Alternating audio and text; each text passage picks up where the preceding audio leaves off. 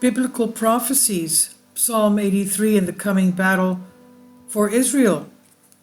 Amos 3:7 says, "Surely the sovereign Lord does nothing without revealing his plan to his servants, the prophets."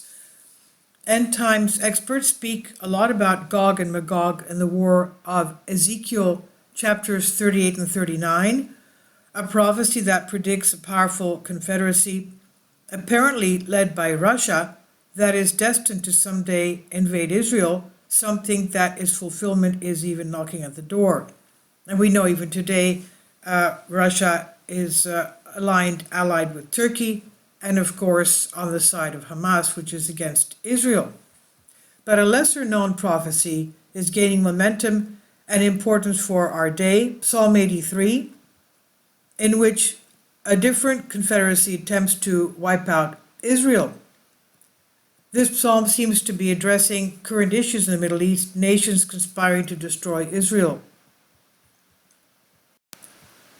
But first we have to go to Ezekiel 38:39, the Lord's great victory over the nations. Chapter 38, the word of the Lord came to me.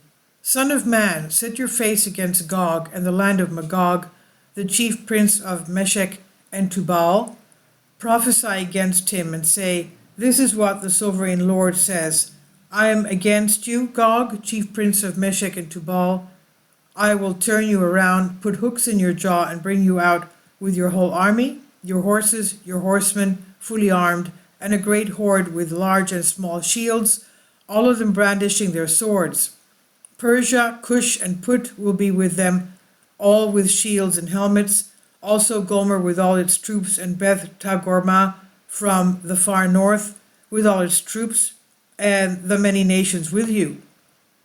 Get ready, be prepared, you and all the hordes gathered about you, and take command of them.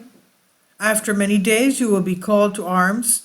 The future years you will invade the land that has recovered from war, whose people were gathered from many nations to the mountains of Israel, which had long been desolate. They had been brought out from the nations, and now all of them live in safety. You and all your troops and the many nations you will go up, advancing like a storm. You will be like a cloud covering the land. This is what the sovereign Lord says. On that day, thoughts will come into your mind, and you will devise an evil scheme. You will say, I will invade the land of unwalled villages. I will attack a peaceful and unsuspecting people, all of them living without walls and without gates and bars. I will plunder and loot and turn my hand against the resettled ruins and the people gathered from the nations, rich in livestock and goods, living at the center of the land.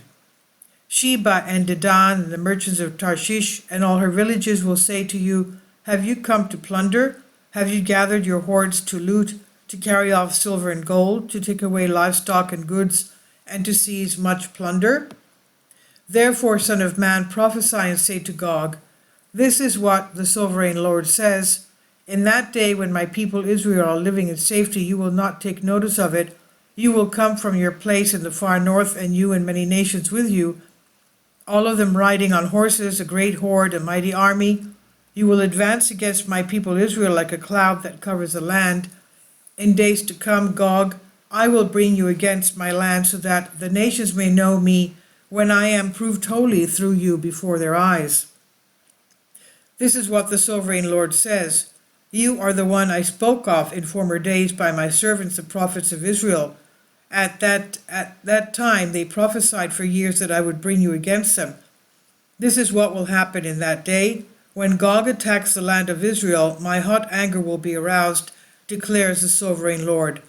In my zeal and fiery wrath I declared that at that time there shall be a great earthquake in the land of Israel.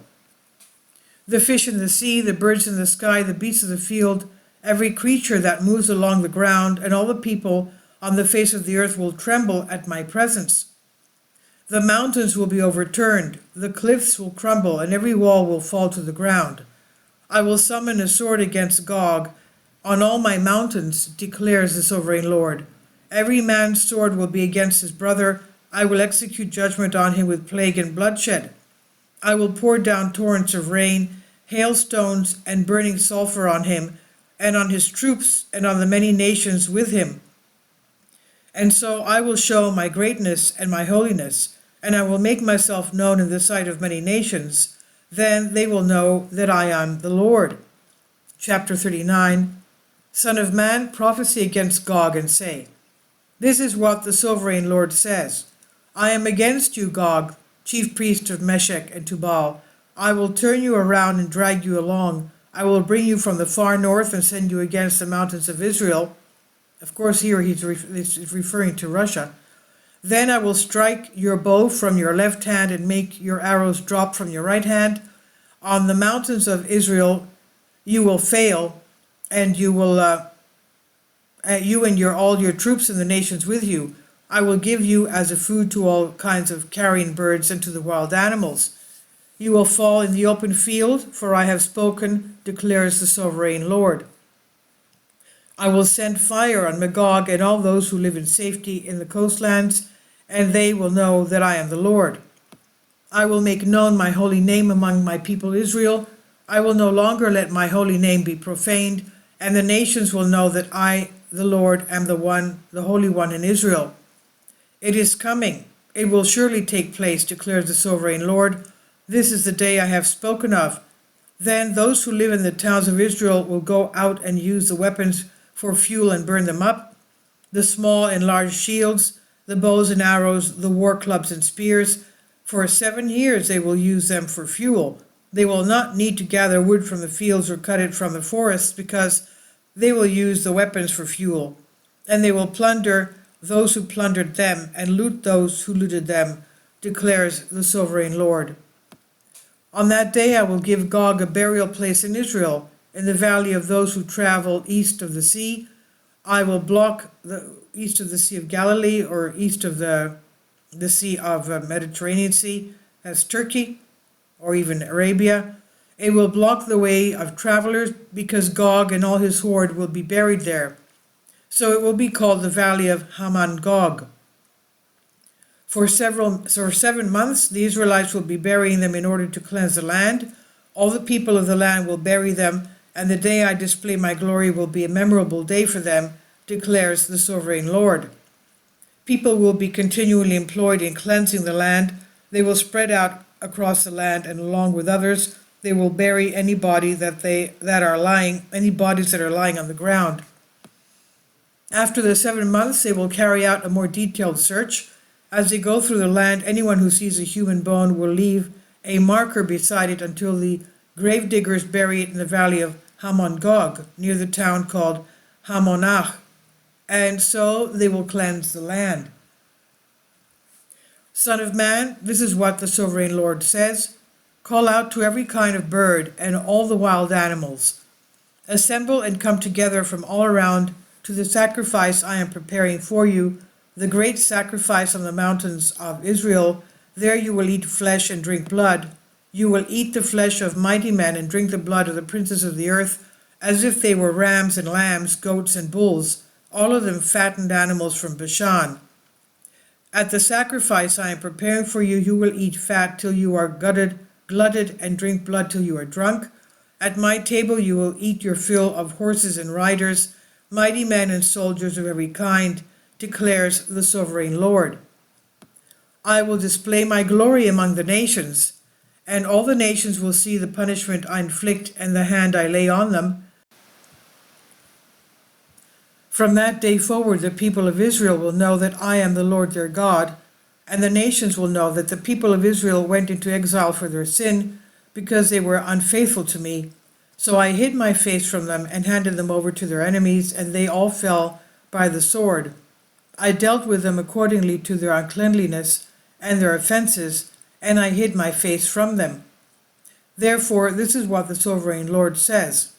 I will now restore the fortunes of Jacob, that's Israel, and will have compassion on all the people of Israel, and I will be zealous for my holy name. They will forget their shame and all the unfaithfulness they showed towards me when they lived in safety in their land, and no one to make them afraid. When I have brought them back from the nations and have gathered them from the countries of their enemies, I will be proved holy through them in the sight of many nations, and they will know that I am the Lord their God. For though I sent them into exile among the nations, I will gather them to their own land, not leaving any behind. I will no longer hide my face from them, for I will pour out my spirit on the people of Israel, declares the sovereign Lord. So this is Ezekiel 38 and 39. And now we'll go to the Psalm 83 prophecy after reading Ezekiel 38 and 39. The prophecy that predicts a powerful confederacy, apparently led by Russia, and it's destined to someday invade Israel. Some think its fulfillment is even knocking at today's door. But a lesser known prophecy gaining momentum and importance of our day, Psalm 83, in which a different confederacy attempts to wipe out Israel. This psalm seems to be addressing current issues of the Middle East, nations conspiring to destroy Israel.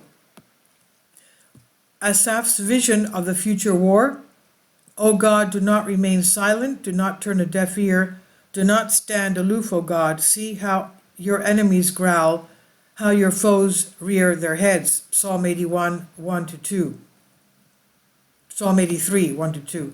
Psalm 83 is more than a prayer or a plea to God for vengeance on Israel's enemies. It reveals that a 10-member confederacy want to destroy the chosen people and possess the promised land. The psalm, however, was not written during a time of war.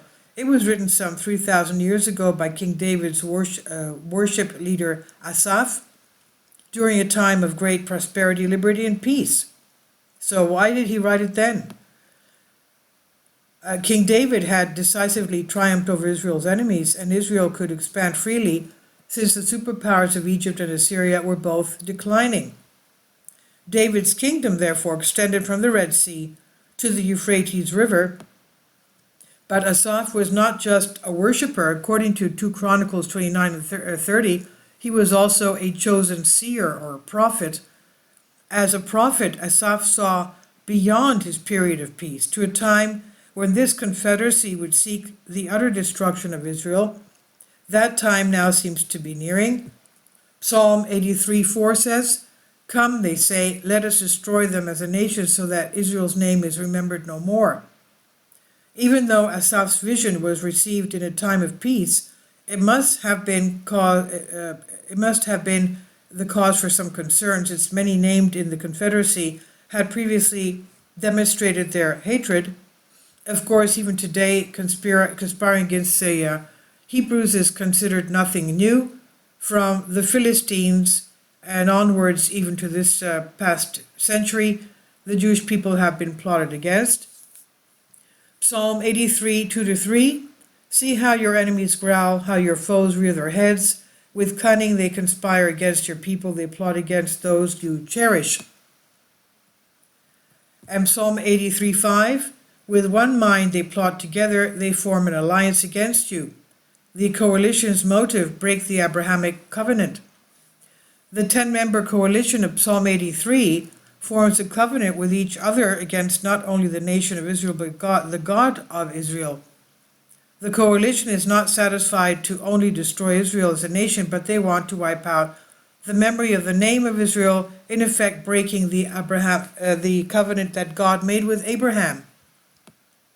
In the covenant God made with Abraham, God pleads that a chosen people will come through Abraham. Genesis 22, verse 17-18, and through Isaac, Genesis 26, 2-4, and through Jacob, Genesis 28, 14, and that God would give them the promised land, Genesis 15, 18, and Joshua 1, 4. Genesis 26, 2-4 says, The Lord appeared to Isaac and said, For to you and your descendants I will give all these lands and will confirm the oath I swore to your father Abraham. I will make your descendants as numerous as the stars in the sky and will give them all these lands, and through your offspring all nations on earth will be blessed. Of course, if through a human coalition the adversary could wipe out the name of Israel, that would effectively make the God of Israel look powerless and a liar in the face of the entire world. It would also nullify other promises, including the following: the Davidic covenant, eternal throne, 2 Samuel 7:12, Isaiah 9:6, and Luke 1:31. Isaiah 9:6 says, "For a child will be born to us, a son will be given to us, and the government will rest on his shoulders, and his name will be called Wonderful Counselor, Mighty God, Eternal Father, Prince of Peace. There will be no end to the increase of his government or of peace on the throne of David and over his kingdom." And the new covenant, Jeremiah 31:33 and John 14:16. Jeremiah 31:33 says, "This is the covenant I will make with the people of Israel after that time, declares the Lord. I will put my law in their minds and write it in their hearts. I will be their God, and they will be my people." The word of God, however, is accurate and reliable, and no adversary can thwart God's plans. His covenant with Abraham is unconditional and everlasting. Even after Israel's disobedience, which he foresaw, he would bring his people home to their own land after a period of exile. Ezekiel 36:22, "It is not for your sake, people of Israel, that I am going to do these things, but for the sake of my holy name, which you have profaned among the nations where you have gone. For I will take you out of the nations, I will gather you from all the countries and bring you back into your own land." And God has been fulfilling this prophecy and others like it, much to the dismay of those seeking to wipe out the very memorial of Israel. The 10-member coalition. While Israel's many enemies have wanted to destroy the nation of Israel and the Jewish people, Asaph specifically identifies 10 nations and groups that unite to form a coalition for this very purpose. Psalm 83:5-8 says, "With one mind they plot together. They form an alliance against you, the tents of Edom and the Ishmaelites of Moab and the Hagrites, Byblos, Gebal, Ammon, and Amalek, Philistia, and the people of Tyre. Even Assyria has joined them to reinforce Lot's descendants." While these groups are no longer identifiable by their ancient names, Bill Salus, author of Israelites and Psalm 83, The Missing Prophecy Revealed, ascertains the modern-day equivalents, descendants of these coalition members, as the following: tents of Edom, Philistines and southern Jordanians. Ishmaelites, Saudis. Ishmael is the father of the Arabs. Moab, Palestinians and central Jordanians. Hagarites, Egyptians. Hagar is the matriarch of Egypt. Gebal, Byblos, Hezbollah and northern Lebanese. Ammon, Palestinians and northern Jordanians. Amalek, Arabs of the Sinai area. Philistia, Hamas and the Gaza Strip. Tyre, Hezbollah in southern Lebanon. Assyria, Syrians in northern Iraqis. Salus has worked to identify some of these ancient groups based on their ancient locations and others by where they migrated. Author and prophecy expert Joel Richardson has also identified each member group as well, basing his conclusions only on their ancient location in 10th century BC. Therefore, his locations differ slightly from those of Salus. The coalition's goal: destroy Israel. While this 10-member coalition might not yet be overtly united in action against Israel, these nations do exist today and are already united under the values of Islam. And moreover, Islam is influenced by a sibling rivalry that dates back to Ishmael and Isaac and Esau and Jacob. This ancient resentment against the chosen ones is perhaps fueling attacks and conspiracies against the existence of a Jewish homeland. Of course, these Psalm 83 countries are actively conspiring today to either take over the land of Israel and make it their own, or to prevent Israel from being a Jewish state. In other words, they want to make Israel a country that cannot protect and shelter the Jewish people from those that are against them. Let's look at those closer groups. 1, Palestine, tens of Edom. Mahmoud Abbas, Palestinian Authority President, made his intentions about Israel extremely very clear. Number 2, Jordanians, tents of Edom, Moab, and Ammon. Although Jordan and Israel have enjoyed a peace treaty since 1994, Jordan's former foreign minister, Nasser Judeh, told his parliament that Israel should not be recognized as a Jewish state.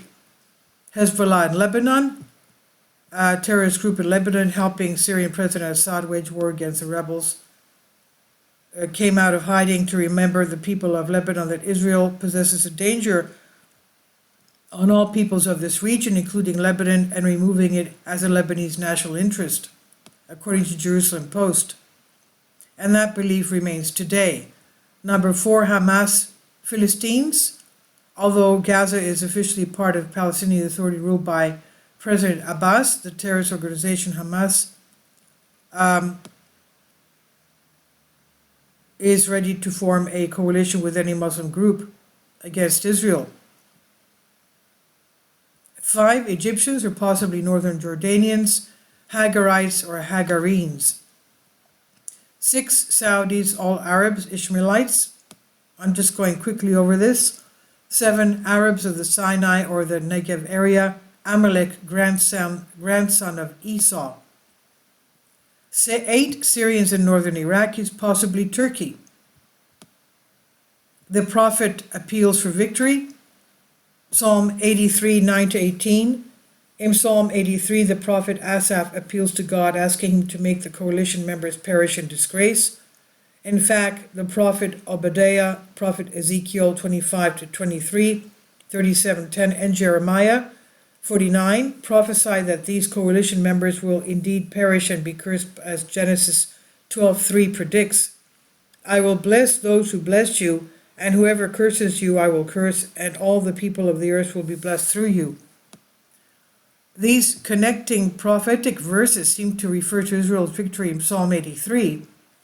Ezekiel 38 said, a resulting sense of regional security may make Israel ripe for the battle of Ezekiel 38, the invasion of a 9-member coalition whose leaders say, I will go up against the land of unwalled villages. I will fall upon the quiet people who dwell securely, all of them dwelling without walls, and having no bars or gates to seize, spoil, and carry off plunder. While Israel today is indeed prospering and is a safe country to visit, she will have incredible riches and live in unparalleled safety after the victory of Psalm 83 is complete. It's a pending prophecy. Some theologians argue that the battle highlighted in Psalm 83, 5-8 was fulfilled in Israel's 1948 War of Independence. However, the tents or refugees of military encampments of Edom only came into existence in 1949 after the war was finished. And since Psalm 83 lists them first, Salas believes that tents of Edom will play a key role in the coming war. Therefore, many believe the war in Psalm 83 will happen soon, before the invasion of Ezekiel 38. In fact, none of the 10 coalition members of Psalm 83 are mentioned in Ezekiel 38, though the book of Ezekiel mentions them elsewhere. A pitfalls in the interpreting the prophecy. Isaiah 62, 6-7 says, I have posted watchmen on your walls, Jerusalem. They will never be silent day or night. You who call on the Lord, give yourselves no rest, and give him no rest till he establishes Jerusalem, makes her the praise of the earth. These are very strong words, aren't they? And there is a saying that hindsight is 20/20. Likewise, Bible prophecy is more easily understood in hindsight after it is fulfilled. Still, Psalm 83 reminds us that we must keep a watchful eye on the Middle East and pray for the peace of Jerusalem, as well as diligently study God's word. As we watch and pray and study, God will give us wisdom as events unfold and the pieces of the prophetic puzzle come into place. And when they do, that picture will be illuminated on the same wall where God has displayed his plan for Israel and mankind, and where the messianic prophecies are permanently hung. And I'll leave a link below for you for these articles, Free Messianic Bible, and also, of course, the Ezekiel 38, 39 verses. Please leave your comments, and thank you for your support. Please support my Patreon account The daily posts are 5 videos daily, and they are totally different from what I have on my YouTube channel. Thank you so much for your support and that you find all my content so interesting. You'll find the Patreon account details in the description box below.